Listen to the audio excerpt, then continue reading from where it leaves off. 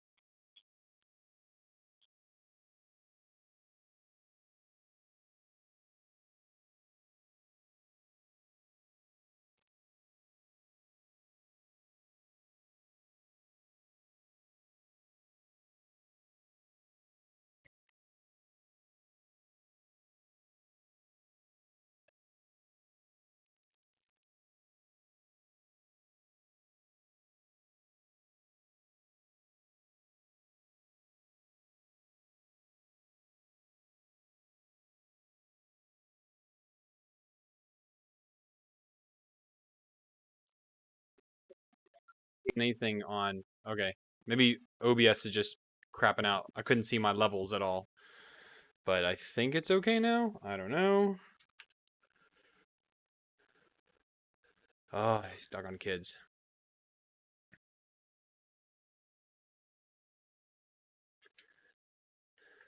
But hey, how are y'all doing tonight? Everyone upstairs is not going to bed right now.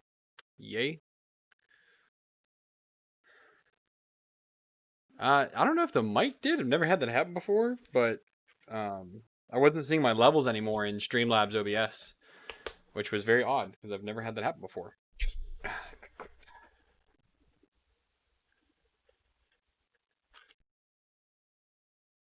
Just trying to clean up a little bit because it's been a very busy week for me. I've been doing a lot, but I haven't really been neglecting my office lately. I did get a haircut though, finally. Gotta get that quarantine haircut. This one go this one. Here. But yeah, so it's been quite busy lately, oddly enough, with everything going on. I'm not actually printing anything right yet. I do need to print some parts for the blanket fort. I forgot to make a 4-way like plus sign for like the middle of the walls, and I need to get that printed. Get a bunch of those started tonight. So I'm gonna get some filament together once I finish cleaning off just a smidgen more here and get that rolling.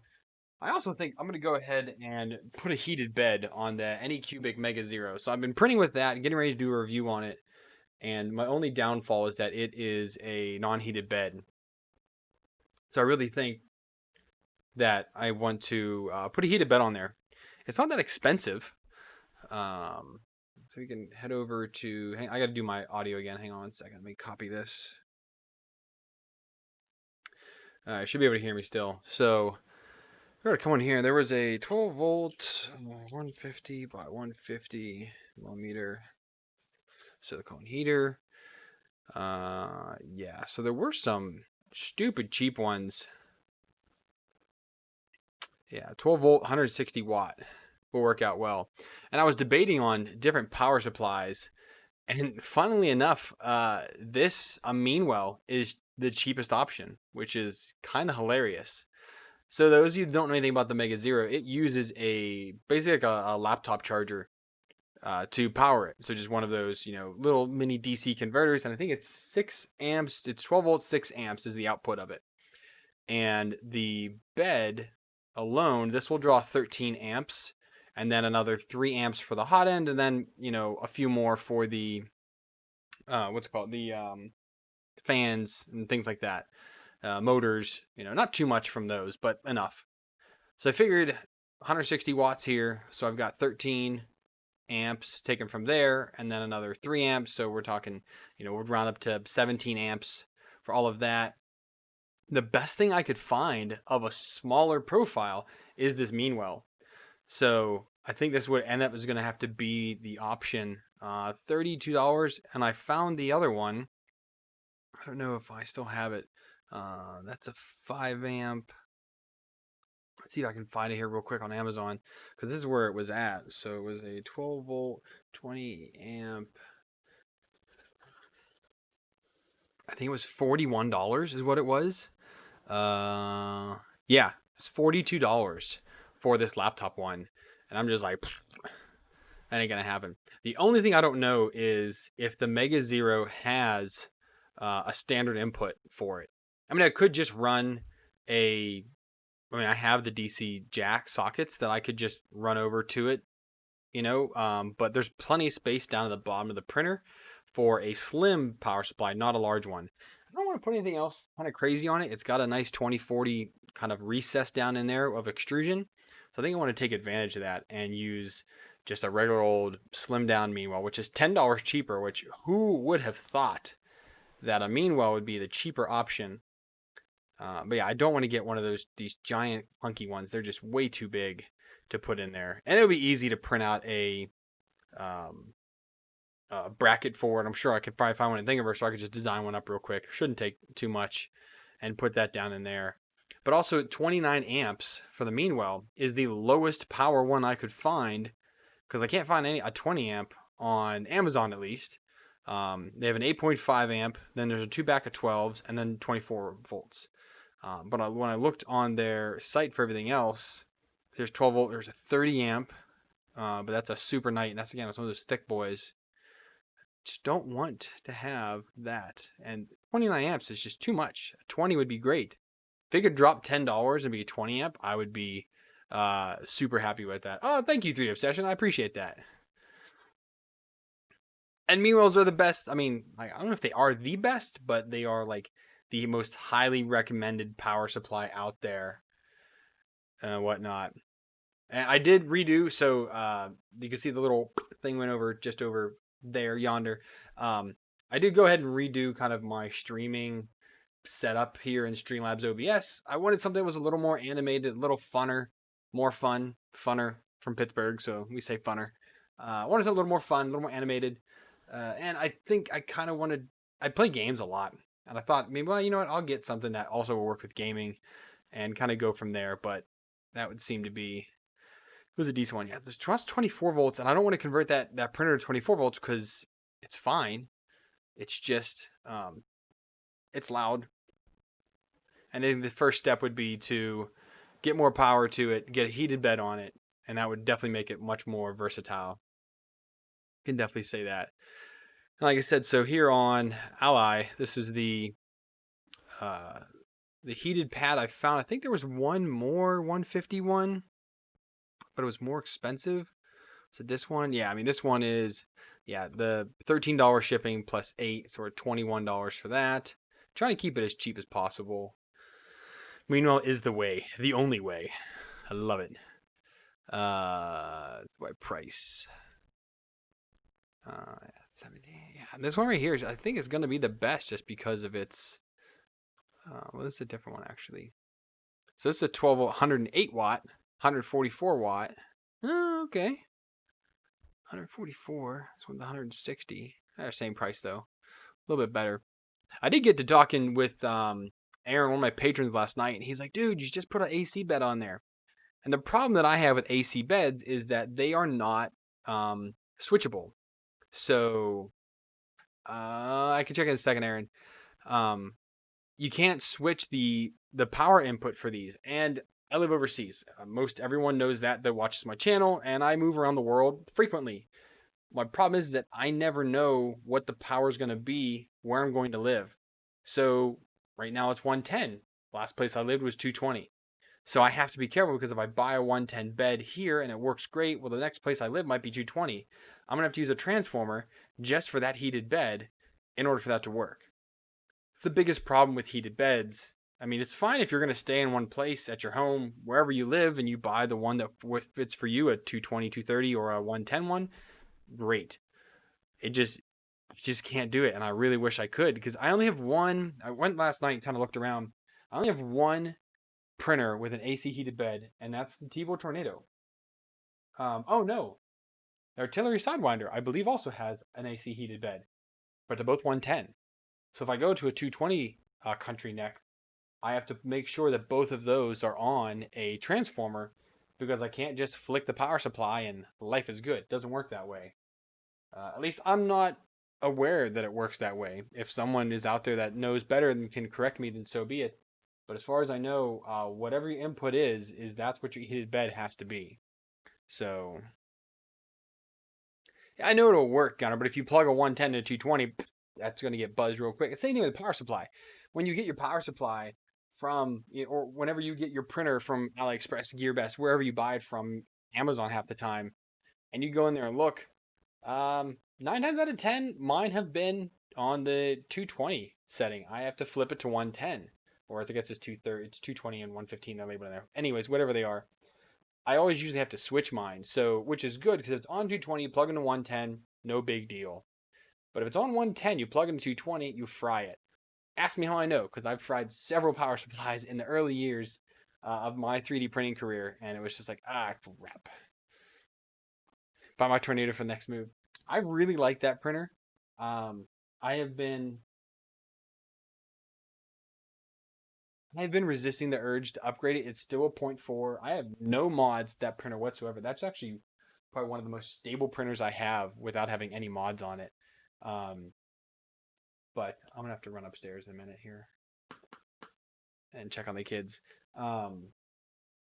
But it is one of my most stable printers, I will say that. And that green sticky faux build mat that they put on there is super sticky. It really is nice. But yeah. Give me 1 second, guys. I'm gonna run upstairs real quick and check on everybody. I'll be right back.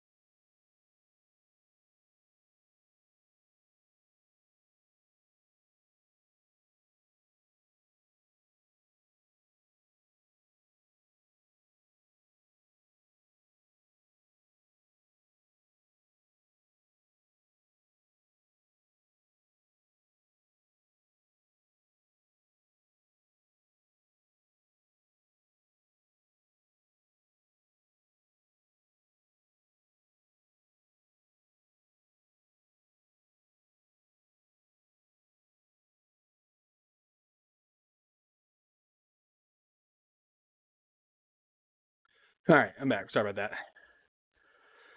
that. Yeah, I like them. I've been using the other ones for a while, but they weren't animated. I wanted something a little more fun, a little more animated. Plus, it also has like the chat integrated. It took me a little while to figure out how to get that working. I'm not very good with Adobe After Effects, but I was able to get in there and edit a few things in order to change around to get it the way I wanted it to. Anyways, where were we? Yeah. So I think this build mat here comes to $13 for 150, and I did measure. It's the bed actually is huge on there. It's 231 by 231 on the Mega Zero, and it reaches all 231 millimeters of that, which is insane.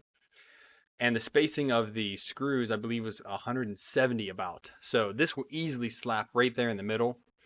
I have heard things that people said that you can just cut silicone mats and they still heat. I don't know if that's true or not. Um, Otherwise, I would get something bigger and just cut out holes for the screws.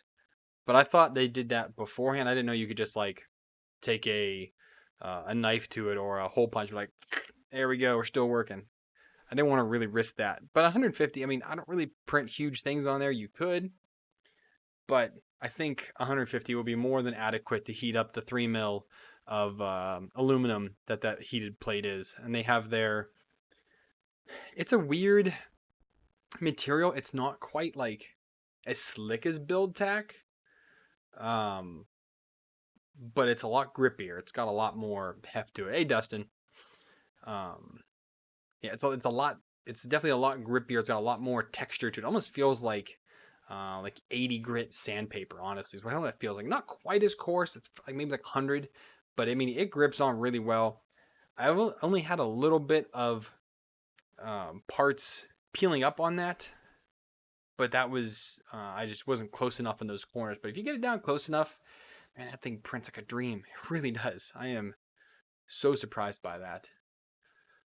But anyways, yeah. So I think this is gonna be the way forward. Is go ahead with the 12 volt, 160 watt bed, and a Meanwell power supply. And hopefully this one will not be too thick. Now, Aaron, you were asking me how big this sucker is. That's an excellent question. Let us look. This is the RSP 500. That's not right. Yeah. LRS 35012. Does it give me any product dimensions down here? Yes, it looks like it is 30 mils deep.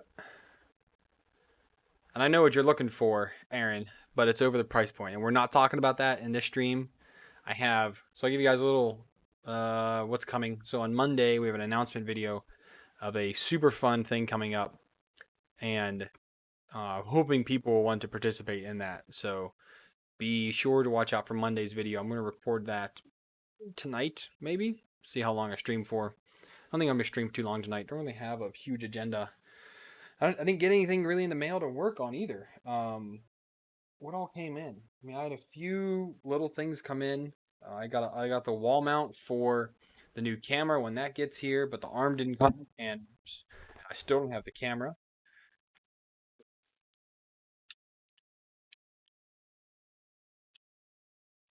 Man, I really didn't get much mail this week. Hopefully next week. So, it's out of the budget. It's $32. But anyways, yeah, no more about that. Now let me go. I want to start a print. Let's get Prusa Slicer started up here. Let's get in here to Fusion. Yeah, so this is the part here that I need to print. It's the 4-way. So we'll just go ahead and save as STL. Okay. I have not upgraded my printers. I don't know if other people have yet, but I have not.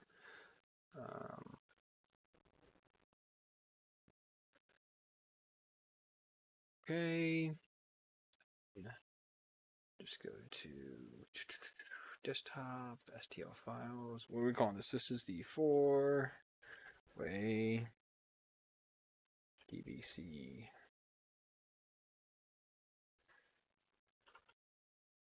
Four-way PVC. Good enough. Squeeze. What's up? All right, so we're doing this with. No, actually, this is Prushiment. I think I'm using with this. Prushiment 0.2 is fine. Some models. desktop STL files. Date modified. Did not do it? Alright, so let's save as STL. Let's just do one file. Okay. Let's try that again. 4-way PVC. There it is. Okay. Nice thing about Proof Slicer, you don't have to split it up, even though I designed this to be. There we go. I get my controls from Fusion and Prusa Slicer mixed up. So I'm going to split this into objects. And then click here. I think I showed this in the video. Do that. And then we can arrange. And I wonder how many of these I can fit. So copy 2, 3, arrange. I don't know. I can do better than that, Slicer.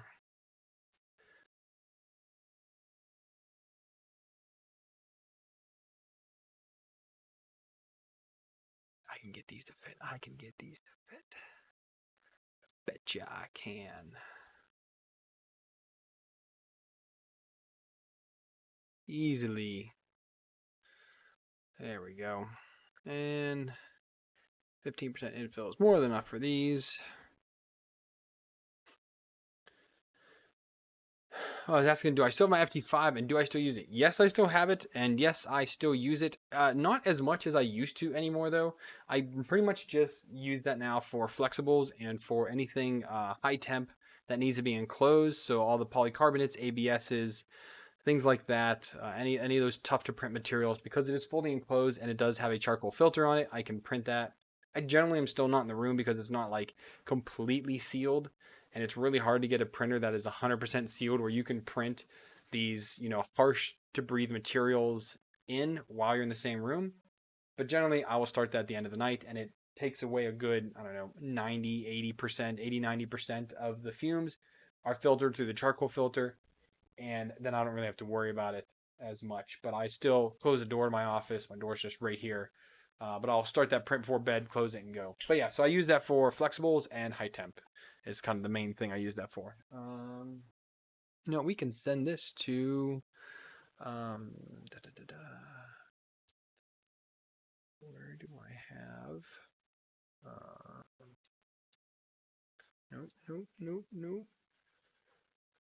Nope, that's not it. Where is it? Canvas Hub. There we go.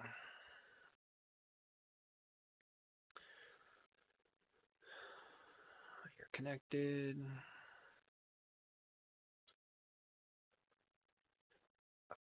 Is it on? It is on. Desktop. There we go. Marker's red. And then we'll go ahead and preheat this to PLA. PLA. There we go. Did the webcam tab. It's kind of nice. I like that. All right, let me get some. Where'd I put that push?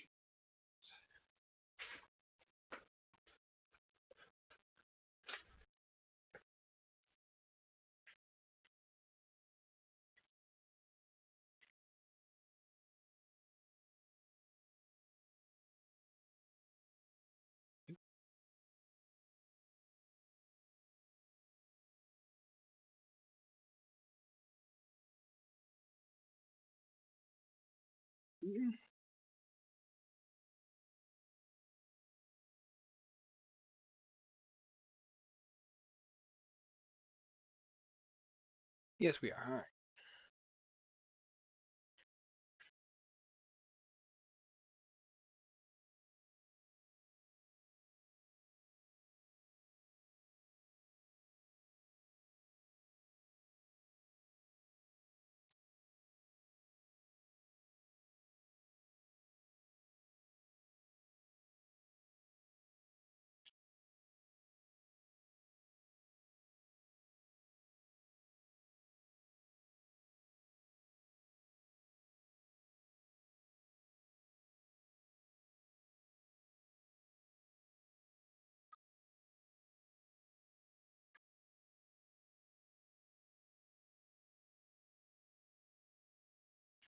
I'm gonna try out the. I don't know if you see that in the webcam.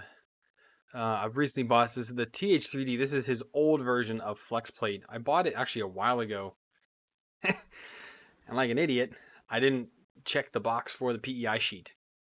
So I was like, wow, this is really cheap. It's really cheap for a reason, Shane, because you forgot to check that. So I just got the PEI sheet. That's what I did get last week. I did get the PEI sheet. I had to buy a bigger one because he was out of the Mark 3S size ones. So I just bought I think it was a CR10, a 310 by 310, and then just cut it down to size. It was easy enough. And I didn't have any more PEI laying around. I was just stuck that.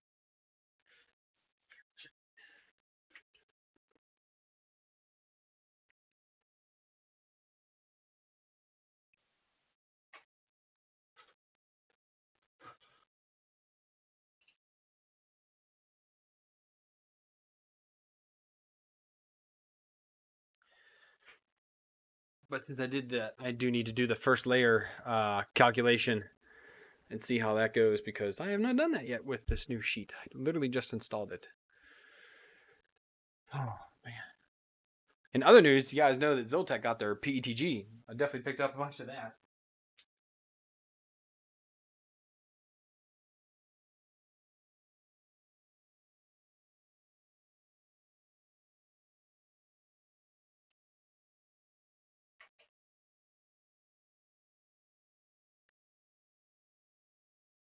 That'll come whenever it gets here. But yeah, I was super happy to pick some of that up. And what else is there here?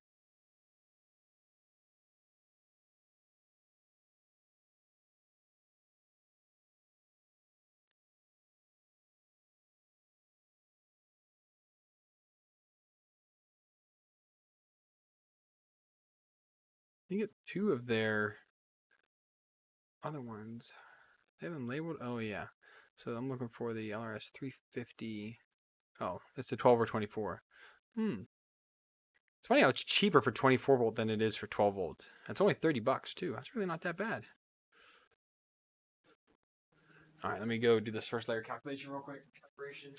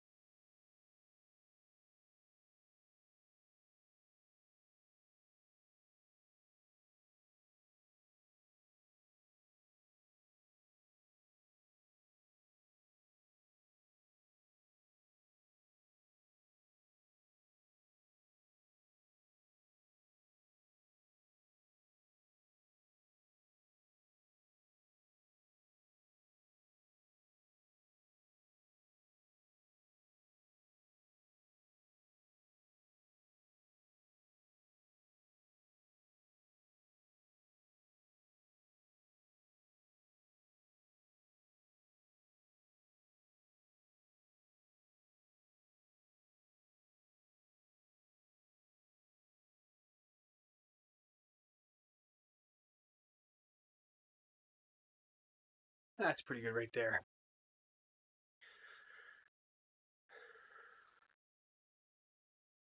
Yeah, Zoltec, they ship pretty fast. I'd have to look and see if mine has arrived yet or not. I have not seen yet, so that's all right though.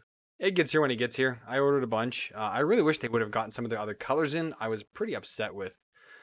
I'm pretty upset. I mean, they got a bunch in. They got new colors, but there were some colors I really wanted their purple for some upcoming build for an upcoming build. Just did not have it in stock, so I'm trying also to get more of the green for right here for Megatron, but that has not restocked either. And I reached out to the Sunlu rep, and he's like, "Oh yeah, we only have it on our website at the China warehouse, so it comes from China." I'm like, "Great." So Amazon, they're not stocking.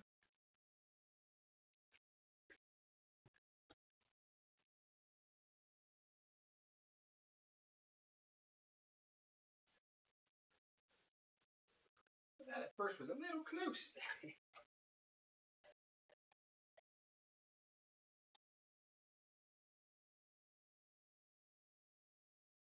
That was actually really close.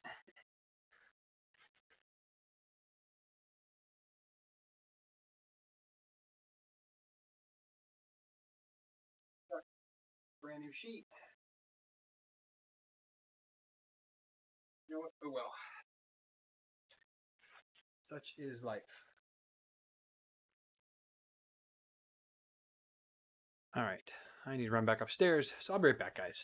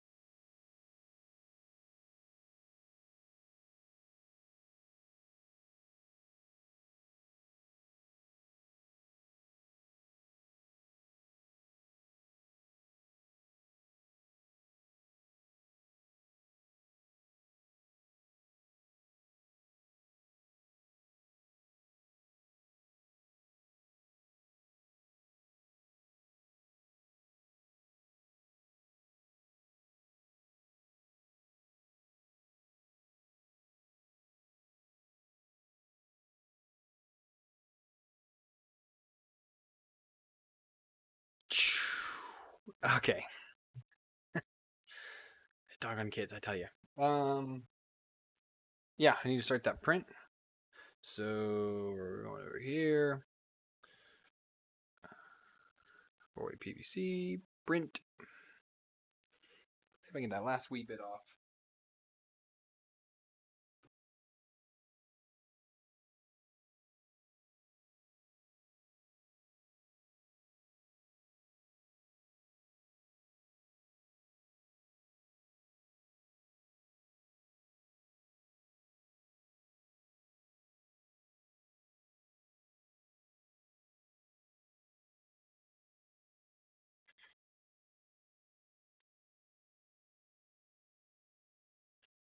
That's taken care of. I also did get from them the TH3D. This is his Easy Flux 2. So this one is a powder coated PEI sheet. Let me go this way here. So this is a powder coated PEI sheet. So I think this will be. I love that. Such a child. I could do that all day. This one, I think I got his smooth one. Oh yeah, I put it here.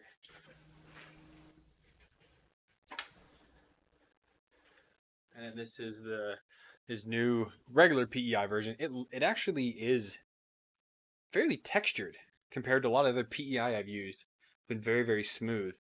This one's actually very textured. So it's pre-applied, which is nice because I've done it a few times myself and it's never perfect. And this is pretty good. So I like that.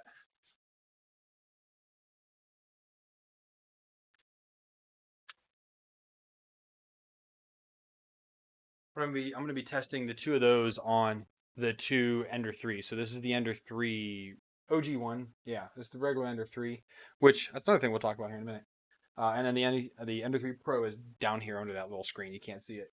Um, but that one I will check that out as well. The oh well, before I go to this thing, so kind of to rehash on the last week's stream. So everybody remembers I was working on the GTEC A10, which is down on the floor right now. It's pretty much just a frame, and I tried 3 different boards in there. The Gen L had a bad MOSFET. The SKR Mini fried itself while I was trying to figure out the orientation for the motors. It just fried the Z motor, and which I wasn't even working on, but fried the Z motor, and yeah, so that one went up. And then I tried putting the GTEC boards in, and none of them worked. So end of the stream was a bad weekend last weekend, bad night. So the next day, or later that night, except I was done. Yeah, it was the next day. I went ahead and started playing with it some more. And I was like, you know what? I really want to see how things are. So I took the power supply right here off of the Ender 3, hooked it up, or I took the whole thing out because it has like that injection molded carrier and it uses the XT60s. So I took that all off, took that power supply out, put the old GTEC A10 power supply in there, hooked it up to the Ender 3, turned it on, Bob's your uncle, power, everything heated just fine. It's like, what in the world? Because nothing worked on those other boards. I tried several other power supplies, none of them worked. So all in all, it was 4 faulty boards from GTEC for that GTEC A10, and that was pretty sad because their board. I mean, if you think SKRs are pretty junky, the GTEC boards are pretty junky too. They work for a while, and they just give up, or you just get bad ones right off the bat. Kind of the way it is. So I have a few other boards in my AliExpress cart to order here eventually, whenever I do that. But I do want to get a new board for that and get that running. I'm just going to donate, I think. The school's going to need some more for next year, or maybe I'll sell it off to somebody for the cost of the parts it was for me to get it working again.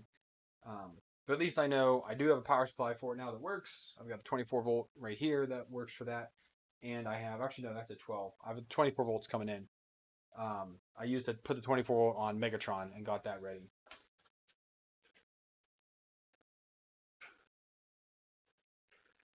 Show this off in a second. But yeah, so I got that power supply sorted out. And again, the printer is fine. It works. It just needs a decent motherboard that works. So I'm thinking of going with the, do I have it here somewhere? Yeah, I was looking through. So I was looking at the MKS Robin E3D, E3D. I was also looking at the MakerBase MKS S Gen L, or I was looking at the Gen L version 2, which runs Marlin 2.0. But this one here has integrated 2209 drivers for $20.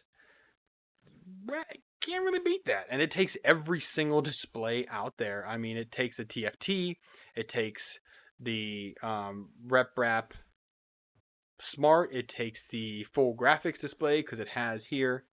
Let me go here again. So, I mean, it's a pretty feature-rich board. I mean, it's got 2 Z motors. You can configure for SPI and UART, I believe. That's 6 and 7. You can do it for Stealth Chop or for Spread Cycle just with throwing on a jumper on there. You can do sensorless homing with it. There's a BL Touch input already on here, so you just hook it right into there. Done. Filament detection, hook it right in there. Done. It's everything is very labeled. They even have NeoPixel on here too. Oh, that's cool. They have a NeoPixel on here. So auxiliary for wiring anything else you need, end stops, heated bed. It looks to be a pretty feature-rich board. So I think I'm going to pick up maybe 2 of them, one for a spare and one to use on that printer. Or at least I'll buy the first one, see how it goes, I guess. Don't put all my eggs in one basket. But it's only $20 for integrated 2209s. I generally really dislike boards with integrated drivers because if you lose a driver, then board's dead. Nothing you can do about that unless you are a person that has Trinamics laying around and you have a hot iron station that you can do that with. If so, you're awesome. But otherwise, no, it's not going to work for anybody. So I think this might be the route that I go for that. The only thing is I will have to print. I don't know if the what's it called? New subscriber. Hello, that's cool. I like that one. I don't know if the holes will match or if the USB and TF card will match what the G-Tech boards were. So I will probably have to go ahead and design my own little box for that. Is that you? You want me to go up there? Oh, sorry, it's my kids. I was asking my wife if that was her. But yeah, so I can always just design a quick little enclosure box for it, hook it up to the 2020 extrusion, which is what's really nice about a lot of these printers nowadays. They're 2020, 2040 extrusion, so it's super easy to add pretty much anything you want to them. You can just make it compatible with that and add it. So it's very simple to do. But I think this might be the route that I go for that. They are, I mean, they're all really cheap. And you can get their 2022. I need to sneeze. I'm sorry.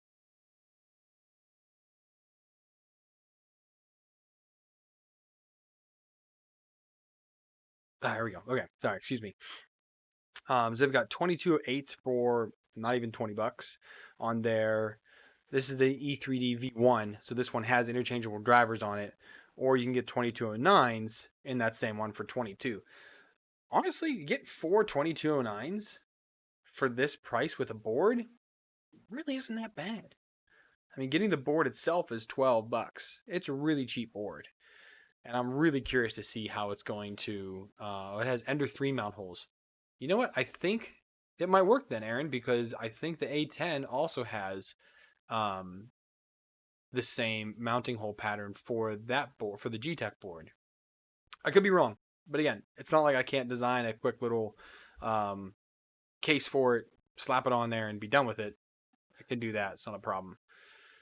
But yeah, but I think this is what I'm going to go with for that printer. Get this ordered in.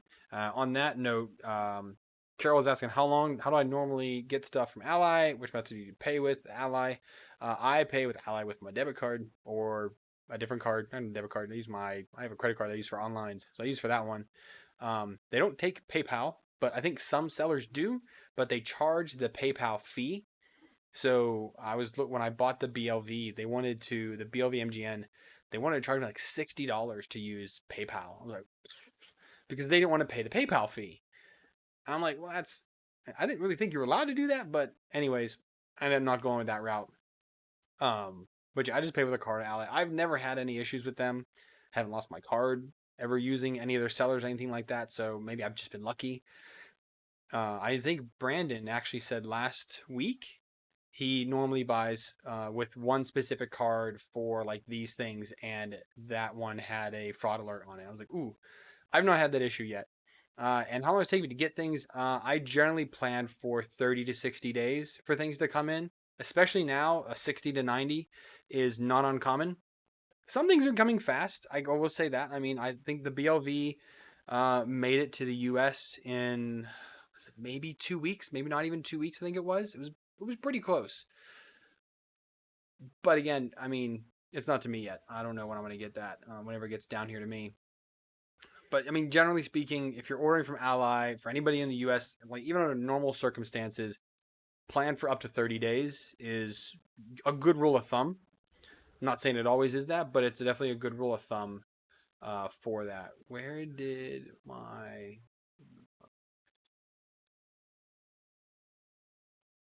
the same? Oh, it's right here. I mean, I could just walk to the printer, but I was like, I could be lazy and just look at it right here. But yeah, like I said, I'm very interested in this board. I think it'll be interesting to try out.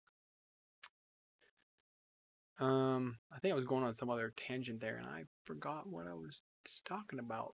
So, yeah. Oh yeah, let me go show you guys Megatron here.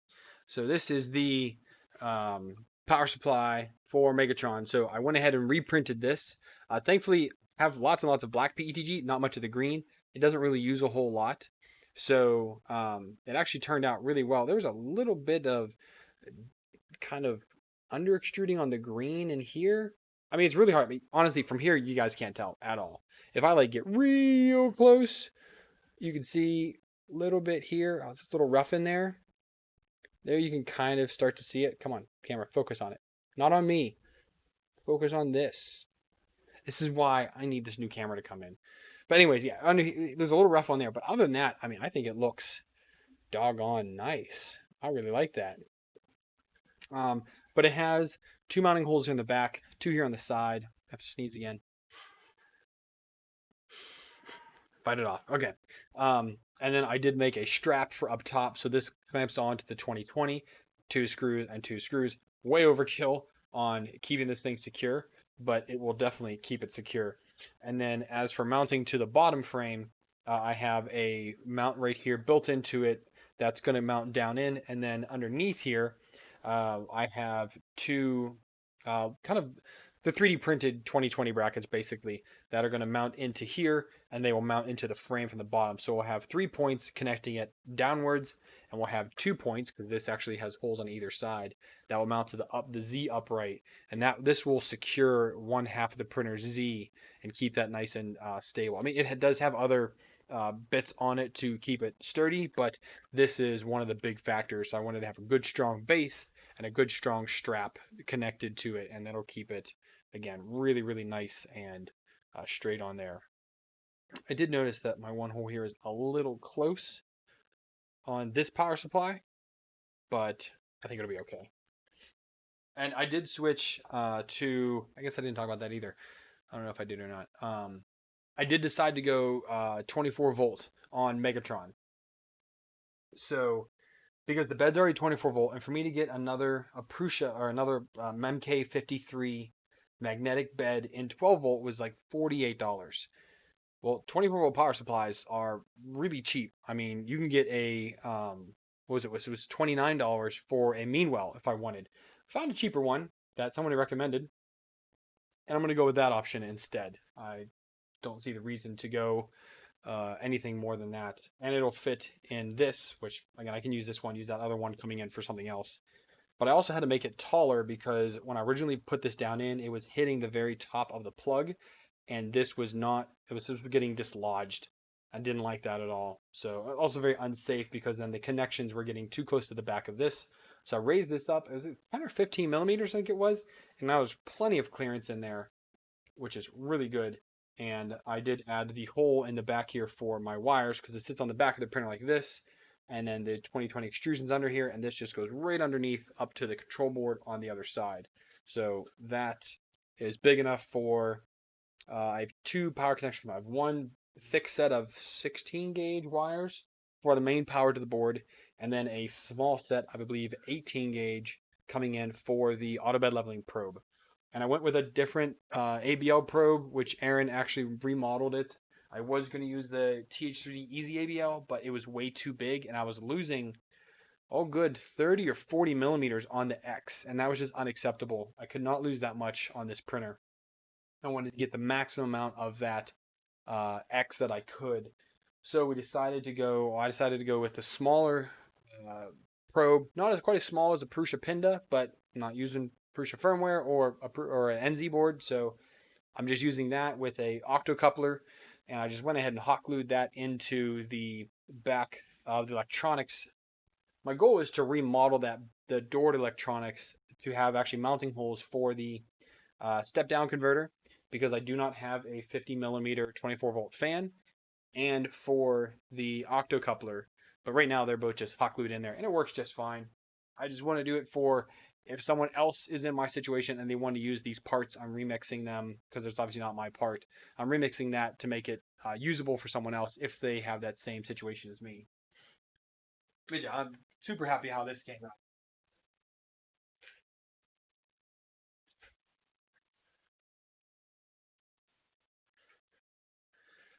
We'll probably be able to work on that printer in about 2 weeks, I think. So maybe not next Saturday, but the Saturday after that, I think I will be able to finish that because I think the rest of those parts will come in. Not sure yet. Kevin's asking why not the 12 millimeter Easy ABL? Because I don't have one, Kevin. I have a drawer of sensors. Grab it real quick, dude.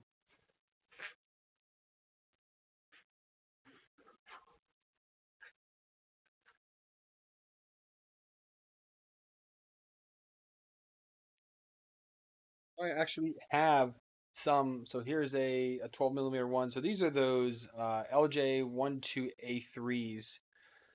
So I have two of these, but I end up using one in that printer. And then I have another big one here. So it's another big probe. And then I'm using a simple octocoupler. Now, I like the Easy ABL. I'm using it actually on a few printers now. But the thing is this right here is all you need to get to make an easy ABL. And this costs, these are a few dollars, I think, for an octocoupler. How much is octocoupler? Let's see. You know what's called octocoupler or an octo? I know what these are called again. That was what it was called. Um,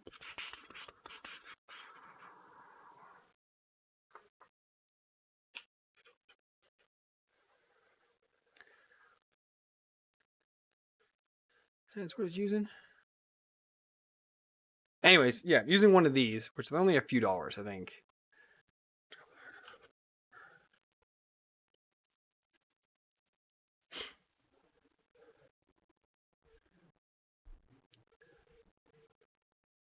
Because I think these are less than just a few dollars. Yeah, I don't know why it's not popping up on Ally though.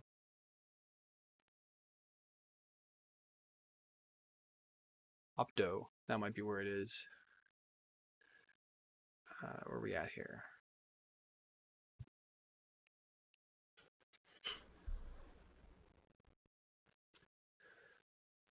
Anyways, oh, here's one. Yeah, okay. So they're $2.20 with shipping included in that. So, and then these probes I think are maybe $5. So you can do it for $10 roughly. And again, what Aaron is saying is correct. It is done for you. It is wired. You literally it even has an easy wire one where you don't have to do anything. Or you can the ones that I have is you hook up actually to your power supply. So it is very easy to use. You do get his firmware support, and you do get support from him in order to set it up. So, I mean, this is capacitive, I think. So this will detect any surface on it. Anyways, yes. I mean, he did not make a bad product. You get support, you get his help. It works. Nothing more to be said about it. If you're willing to pay the price for someone to do it for you, basically, and to have them walk you through how to do it, then by all means, pay the price and do it. I have, and he's also sent me some.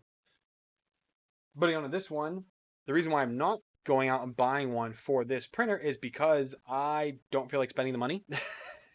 And I already have these sensors here in my parts drawer ready to go. I mean, it's just hanging here on the wall. There it is, and it's back up there.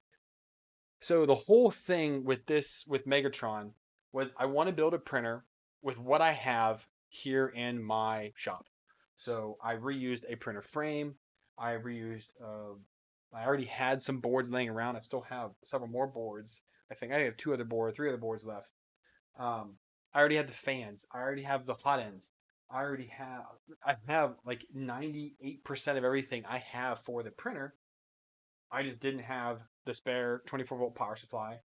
I didn't have the right. I did have lead screw nuts, but I didn't have the right ones, so I had to order those. And the board fried on me, so I have to order a new board.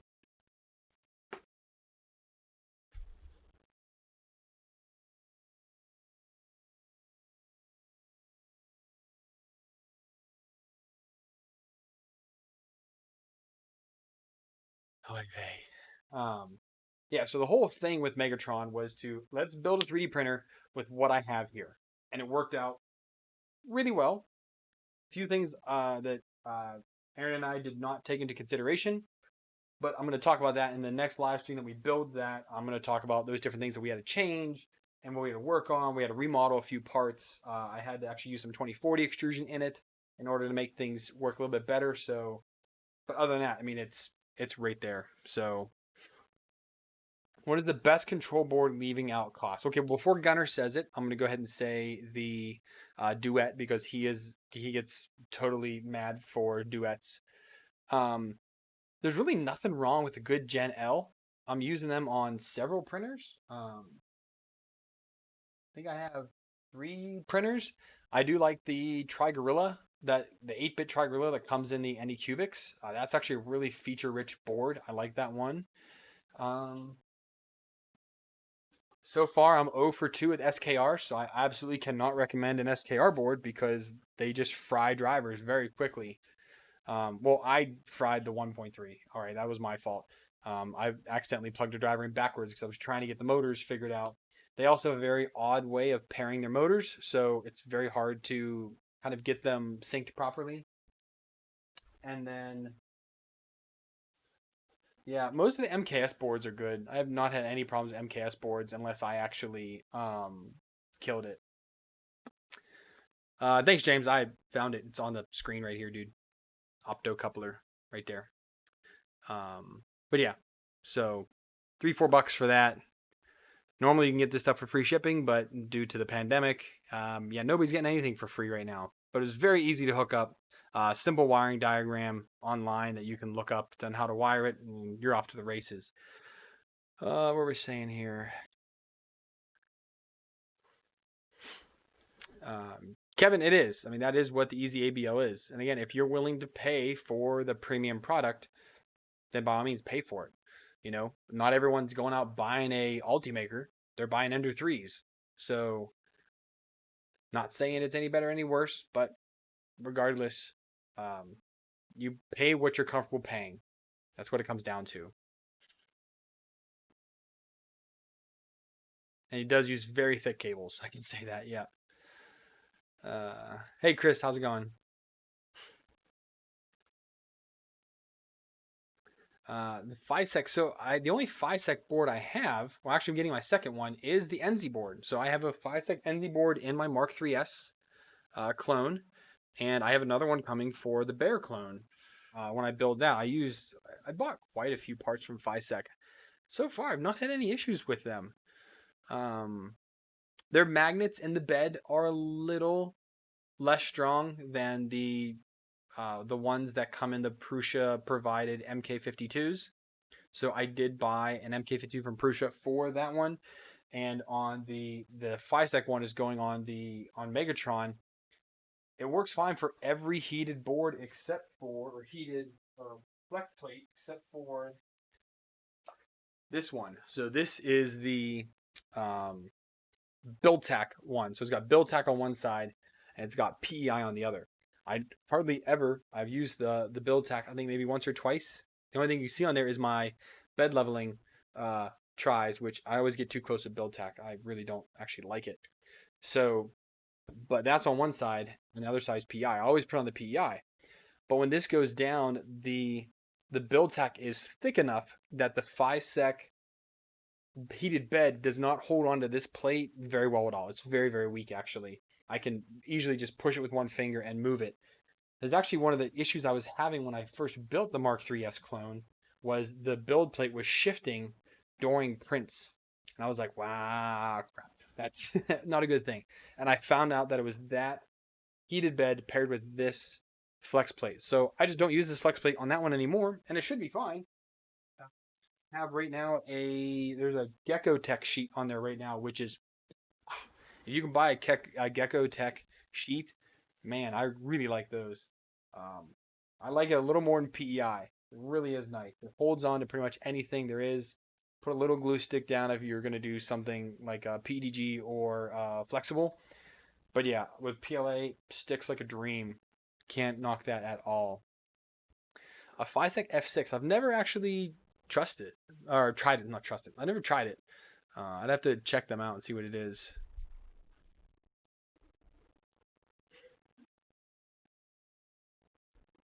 I don't push it either. Again, if you want to buy, a more, I'm gonna call that a premium product, then go ahead and buy it. If you want to DIY it and do it yourself, spend 10, $15 and do it yourself then.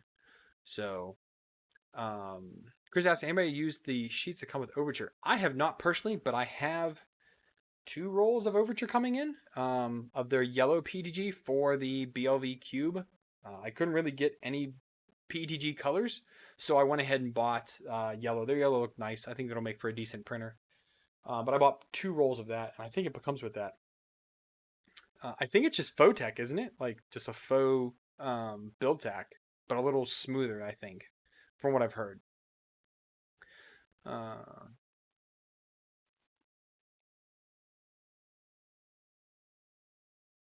Yeah.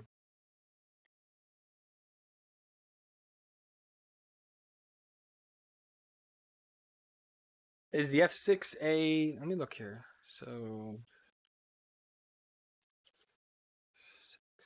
whoops.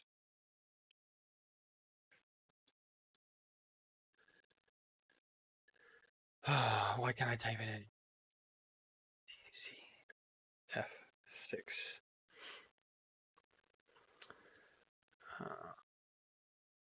Oh, that's an interesting looking board. Holy, look at all those inputs. I got a breakdown of it down here. Comes with 2208s. Well, they don't show a pinout for it. But man, it's got a lot of inputs. 3 E motors. Holy cow. 2 Z motors and your X and Y. Wow, no wonder why it's all got all this beefiness. That is a crazy looking board. Is this 8-bit?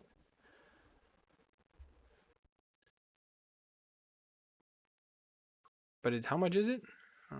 With TMC 22.8s, only board AM, $60. Oh.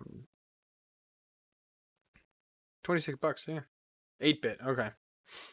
It is Starbit.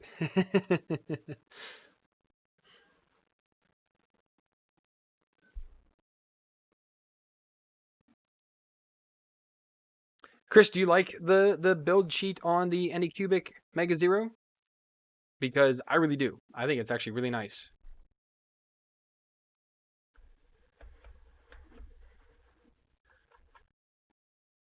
If I get it, I mean, I'll definitely check it out. But yeah, interesting board. I'm surprised it is still as expensive as it is, because, yeah, definitely surprised as expensive as it is for an 8-bit board, considering there are so many other options for 8-bit these days. And again, 32-bit is just getting so cheap. I mean, that MKS, was it the E3 E3D board for $20 for integrated 2209s, or $22 for their swappable drivers, is insane. It really is.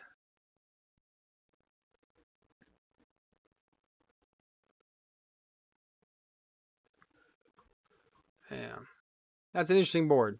Definitely interesting. A display case for it. For a Creality? Interesting. Oh, they have some interesting things going on. They got all kinds of, they got sheets, metal, ready to go. Huh. Very interesting. Never even heard of this board. The 6 driver. I mean, if you do need 3 extruders, that's a doggone cheap board to use for that.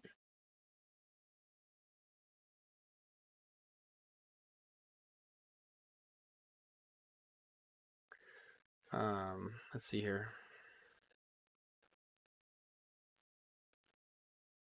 Yeah, I have that, but at least I always tell people, where's it? Go out today if you don't have this and pick up one of these to use on your bed. You will never look back from using this. If you don't have a flex sheet, obviously flex sheets are a whole rage nowadays, and everyone gets, all happy for a flex sheet. But if you don't have a flex sheet, this is the way to go, because this will get everything off very quickly and easily. Turn it over to get anything that's stuck. Underneath, it's very thin to slide underneath. I mean, look, it's paper thin. Awesome, awesome thing. But definitely get one of these. If you don't have a flexible, it helps out quite a bit. But I even use it even if I have a flexible bed, just because it's easier to get it. I hate taking the flex plate off. It's annoying for me, so I just don't do it. Okay, let's talk about something else here. So the early Ender 3s, there was a huge problem with them because the XT60 connectors were crimped and not soldered. Soldered. Sorry, I said that like somebody else. And that was a big problem. So recently, I told you last week, I pulled the power supply off my Ender 3, and I was going to go ahead and try it out with the A10, and I could not get the XT60 connectors apart because they are burnt and fused together. Because they were using, number one, they're not using genuine ones, and number two, they are crimped. You can see the crimp right in here. You see the crimp on there. And if you look inside, it is black and burnt inside of that connector area there. All black and burnt. See, the positive is fine. Well, a little bit burnt in there, looks like a little charring. But the negative is really bad. The other side, though, is fine. So this is the power supply side. This is the board side. And this is completely fused together. I cannot get this apart at all.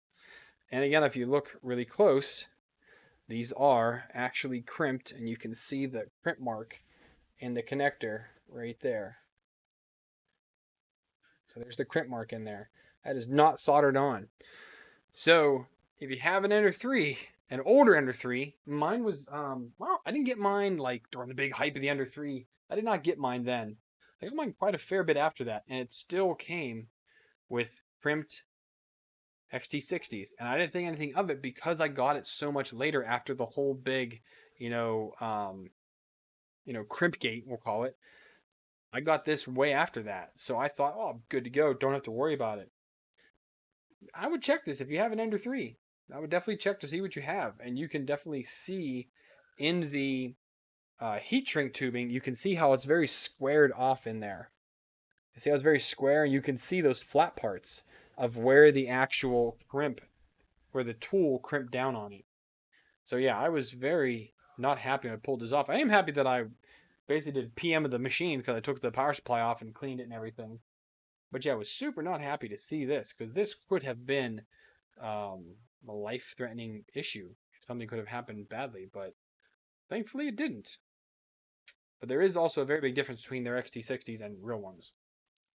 But yeah, I wanted to kind of show this off. I was going to do a post on Twitter or something about it. Just be like, hey, just PSA, even if you got one after you think it was done, might want to check this thing out.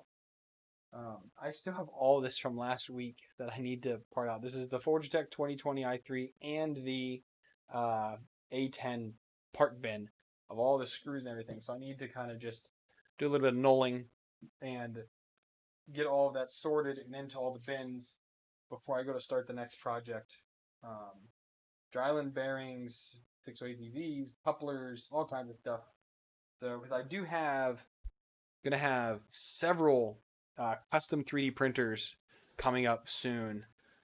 Dustin, I do not think the Pro had it, but I did not really check mine because I thought the Pro came out so far after all of this happened, so I don't think it was that way. But it's definitely worth me checking out one of these days when I decide to pull it up off the shelf. But yeah, so I'm gonna have at least three custom builds coming this summer, which will be really fun. And I'm reaching out, trying to get some partnerships with some companies, trying to do some other things. Don't know if those will happen though or not, but we'll see what happens. But I think it'll be pretty fun to do. What else I wanted to chat about today? The Pro did come crimped, or the Pro came soldered, Dan?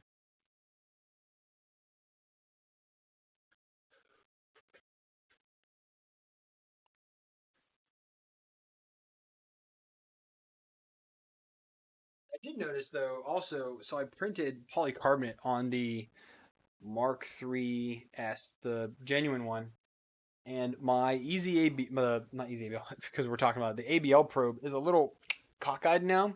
So the front middle and the back middle, it does the bed leveling there twice. It goes do do do, pause for a second, like nope, and do do, it does it again, and then it moves on. And I am seeing that's a little cockeyed now, so I need to reprint the extruder for the Mark III S. And I'm really not looking forward to rebuilding that because it is a pain. Although I am using the Buttersworth one, I just need to find those files again. But yeah, I definitely need to reprint that one piece at least. And I do need to print out some more extra fan shrouds. I go through those quite a bit for the part cooling because I do print some high temperature stuff on there because it's all metal. And it definitely wrecks the PTG part cooling fan shroud. So I definitely need to do that. I said his came crimped.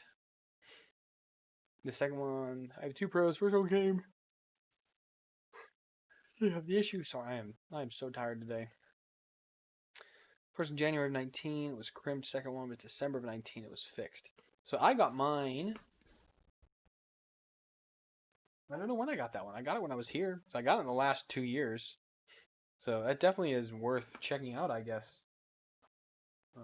But yeah, I thought for sure that mine was beyond that time frame. That was just sad to see. We'll say that. I really hoped that they had fixed it a little bit earlier. And it really makes me wonder about the CR6 SE and the belt printer, whatever they're going to call it, the CR35 or whatever, the 30, something like that, for their belt printer. So I'm hoping that they're going to. I mean, they have made huge strides in trying to. I shouldn't say trying to, in listening to the community and making changes. They've done it ever since the CR10 came out.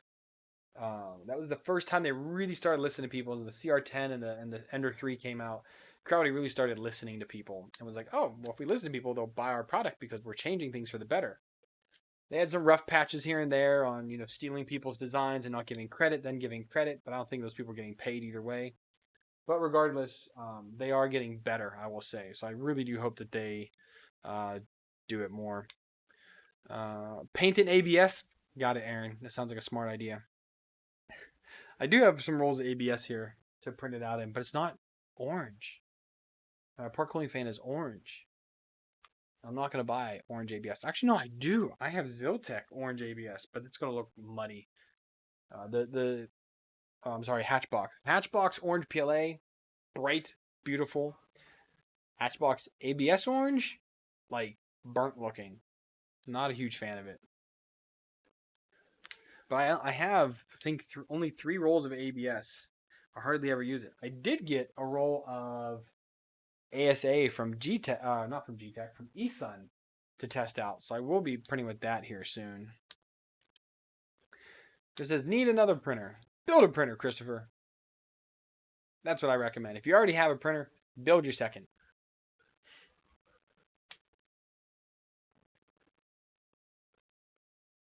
Or build your third. But I have found great joy in building more printers now than just assembling pre-built ones that come in the mail. You learn so much more when you either print your own or design your own. Designing is hard, trust me, it's hard. But at least printing out the parts for Hypercube or printing out the parts for a Mark III's clone or printing out the parts for a custom printer like Megatron, something that is almost completely custom. It's really fun to do something like that.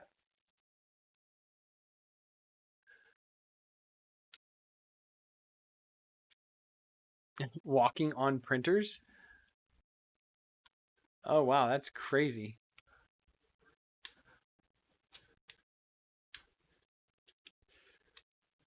And Christopher, I'll say, well, what's your main printer right now? Because I will say having something of like a 220, 230 build size for Ender 3, Mark III S size printer is a good general size. I would say get a bigger one. Get one of the CR10s or a TiVo Tornado or a Sidewinder. I mean, there's things to consider when you buy a Sidewinder. So as long as you're okay with doing a little bit of fixing on it, then I would then it's not too bad. One of my one guys in my Discord recently got a Sidewinder, having lots of issues with it.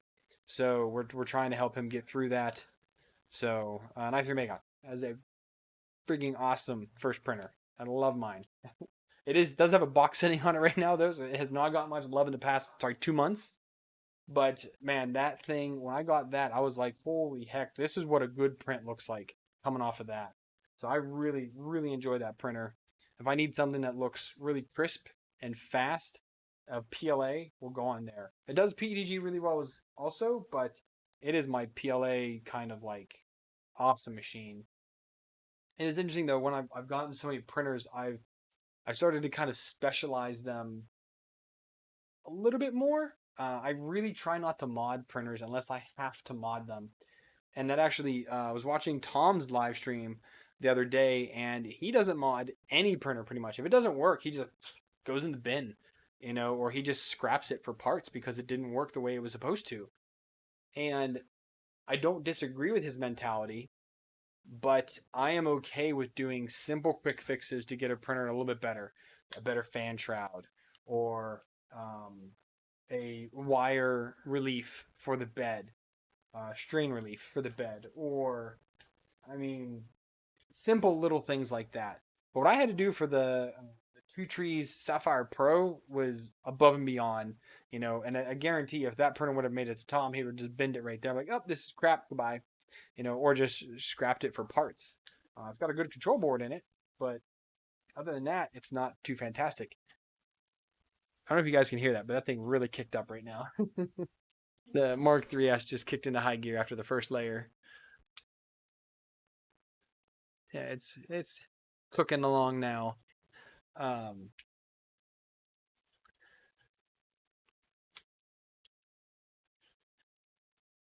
Discontinued 3D Systems Cube.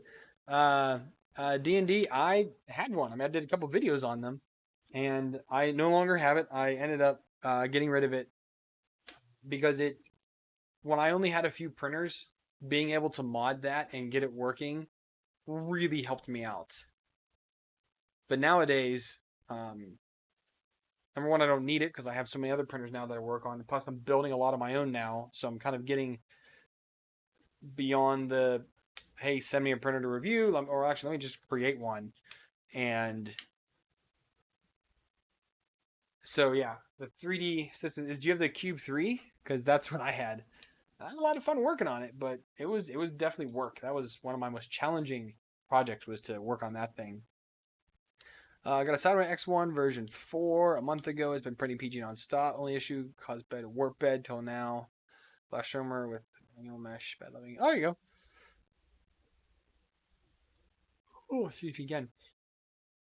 Yeah, thankfully mine did not come warped, and I just finished a few humongous prints on there. I literally used the entire bed to make some things.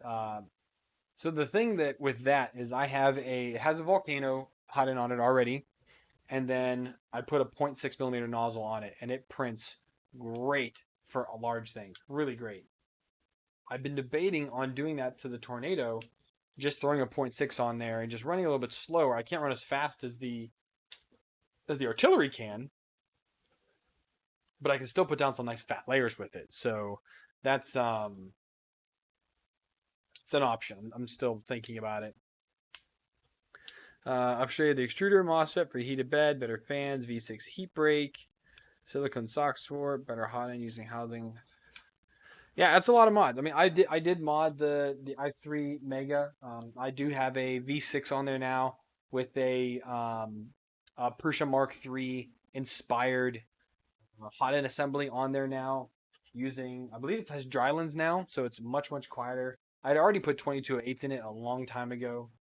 And I did the S upgrade to it. I don't know if you have the Mega S, but I had just the Mega back when it came out 3.5 years ago now almost. So I did the S upgrade, paid the $30 and bought off Amazon and just did that. And I really like spool holder because it doesn't warp like mine did, because my PLA one was like eventually just die off on me. But having a metal spool holder on there is nice. And with the Titan on there, it works really nice too. So I'm liking it either way. LEDs is really nice on a lot of the printers. The Mega has it. A few of my printers have them, but also when I lived before, I didn't have these metal racks. Now that I have these metal racks, I have the LEDs all up in here, and they're all automated, so I can turn them on and off with using my ALEXA device, and it works out really well that way. So I don't really need to put them on there, but I did put a light bar. You can see it up here on the Mega, this black part. That is for a light bar on the Mark 3S, because if I want to do time lapses at night, I don't want to keep the whole office on, but I do want to keep that printer illuminated so that I can still do time lapses. So we'll kind of just see what it can do.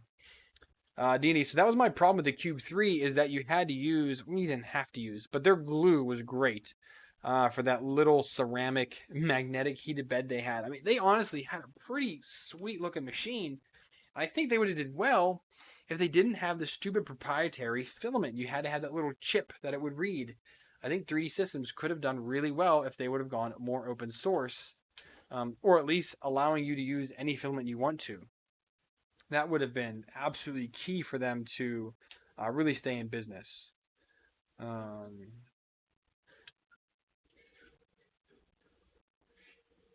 Yeah.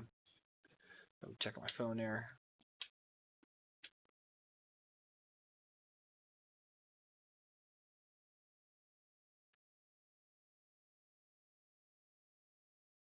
Oh, excuse me there.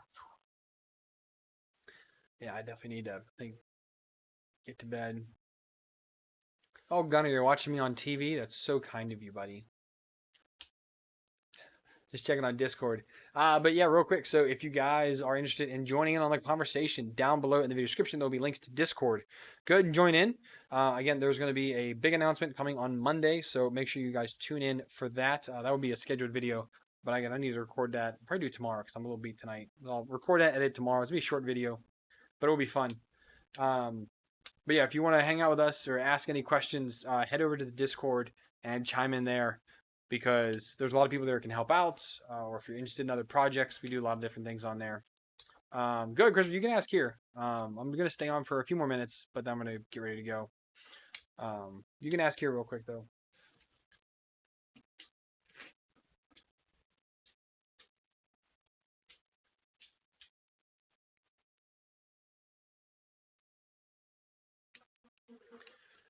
Whoa. Oh, man, I lost it. Hang on.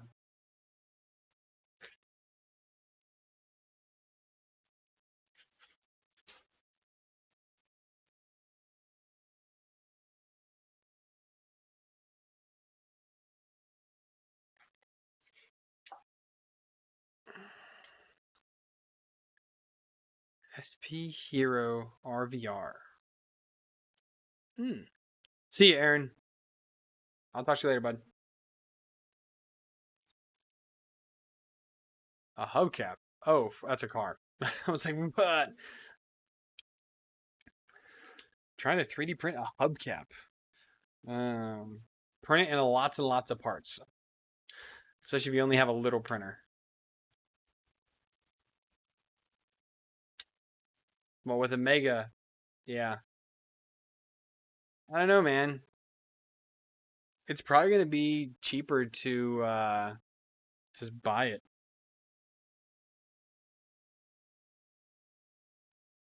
What's up? What are you looking at here? So you're looking at 4094290.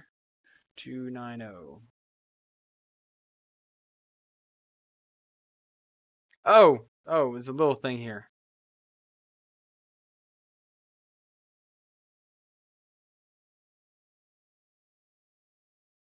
Okay. Yeah, I was getting a little confused. Sorry, I was not tracking there at all. I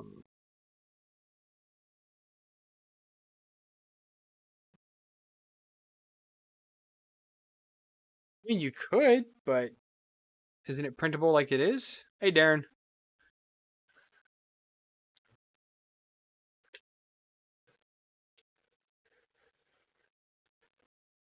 I mean, he gives you the Fusion 360 file, so you can pull out into Fusion and chop it yourself. It'd be easy enough.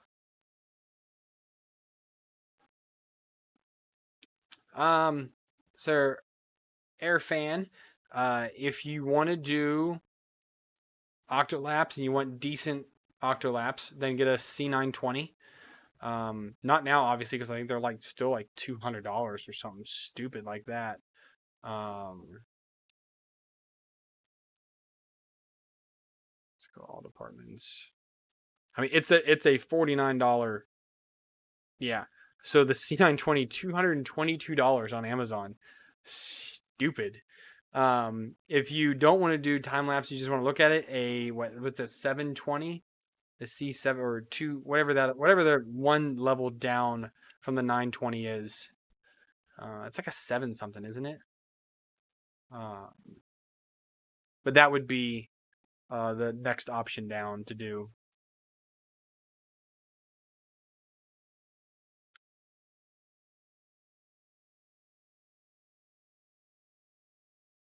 Well, Chris, I don't know what you're using, but try and do if you can try and customize your supports a little bit. Only put supports into the middle. You also might want to look on whatever slice you're using. Hop online and see if you can find a good video on how to customize your support settings. I've done one for Simplify 3D, but I can't speak for any of the other ones. Prusa Slicer supports are fantastic out of the slicer, in my opinion. They're some of the best. They rival my support settings in Simplify 3D. To be honest, they are really, really good. I like them a lot. So you could give Prusa Slicer a try and try and print it. Set your printer up in there and see how that happens. Prusa Slicer is free. Simplify 3D is not. So should work out. It's not the filament, Chris. It's the support settings. 100% support settings. So, all right. Well, with that, guys, I'm gonna go ahead and wrap it up. It has been an hour and a half of streaming, and I'm beat today. So, I thank all you guys for joining in. There's gonna be, like I said, video on Monday. Check it out. Live stream next week. Hopefully, we'll be getting some more things in, some more mail, so that I can try and work on some of these projects and whatnot. We'll kind of go from there. So again, Discord down below if you want to support the channel, down below in the video description, all that kind of jazz. And I'll see you guys later. Wash your hands and happy printing.